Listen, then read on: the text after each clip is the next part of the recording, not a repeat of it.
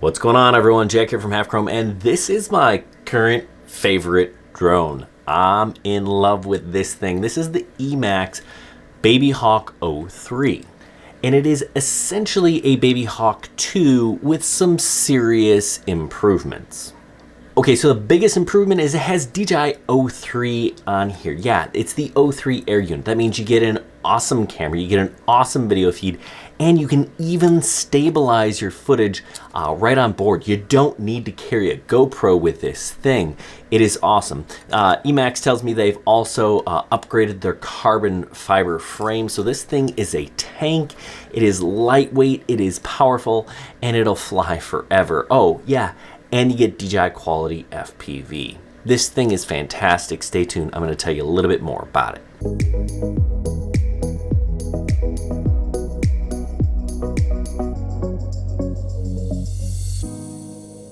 So I wasn't exaggerating when I said this is my new favorite drone. I love flying FPV, even though I'm not the world's greatest pilot, and DJI offers the best quality feed. I'm using these DJI goggles too, and the picture coming out of this is just, it is absolutely the best. Yeah, I like HD0, sure, walk snail's pretty good, but nothing compares to the quality of DJI. Not only is the quality better in my goggles, it also records onboard the drone. I can either record on an SD card inside here, or I can record on the onboard storage in the air unit. Either one is going to give me a crisp, clear picture, even better than the really good picture coming out of my goggles.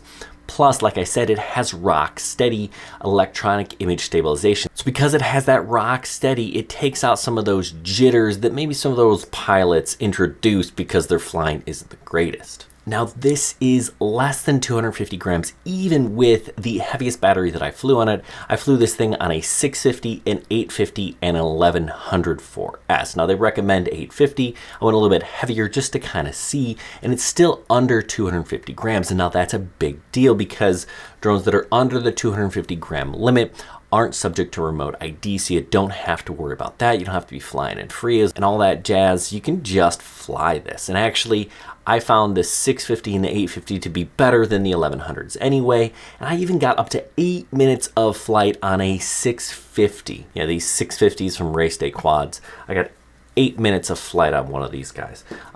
So yeah, you can fly forever. These things are known for great flight times. Nurk was flying his Babyhawk 2 on a lithium-ion battery and got up to 20 minutes. Now that's cruising flight, that's not freestyle, and obviously flight time will absolutely matter on how you fly, where you fly, and all the conditions and things like that. But you can get pretty decent flights on an 850 and even on a 650.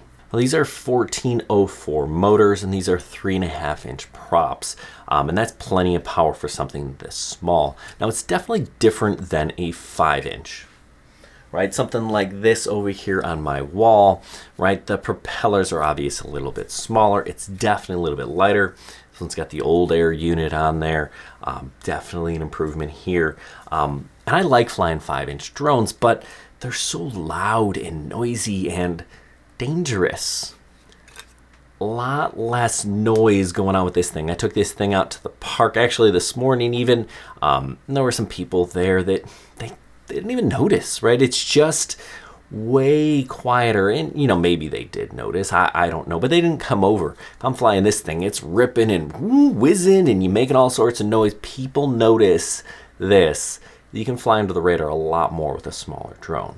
Now, some of the other things you're going to want to note, we've got a 4-in-1 flight controller here. It's an F4 25 amp ESC. Look at that. Actually, I don't know if you can see that, but there's plastic, a little plexiglass here to kind of keep water from splashing onto your electronics when you land or whatnot, because this is a top-mounted battery. We've got an XT30 connector up top, and that's going to connect your 4-cell battery. Mine came with an ELRS receiver pre-installed. You could just fly it using the air unit, but it is kind of nice to use two different systems, right? Then you have a little bit of redundancy, so if one fails, the other one doesn't.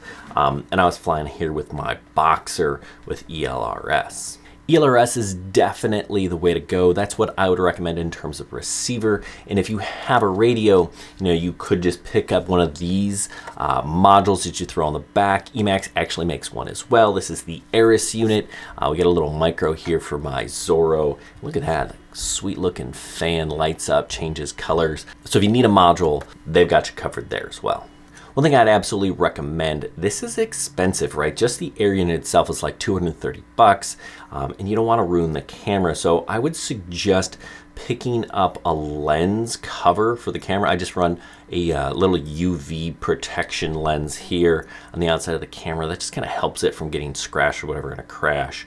They're not super expensive. You can grab them on Amazon. Something I would definitely recommend, something you want to check out. Yeah, I'm a big fan of Emax. Some people accuse me of being a DJI fanboy. Listen, I wish someone made better drones than DJI. They just kind of don't. I think I might be an Emax fanboy too. I love the stuff that they put out.